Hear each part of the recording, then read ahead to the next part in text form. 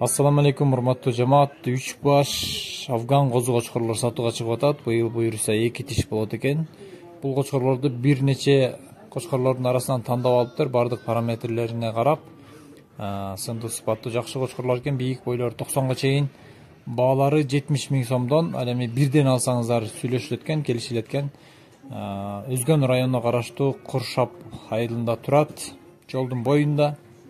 Көрүп өтсөңүздөр дагы болот. Ошол жерге барып соода кылсаңыздар да болот. Болбосо алыстан болсо акчаңыздарды салсаңыздар сиздерге кочкорлорду салып жиберилет.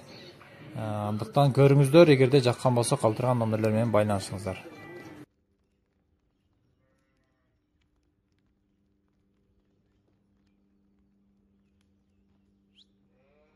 Hey, hey, hey, hey.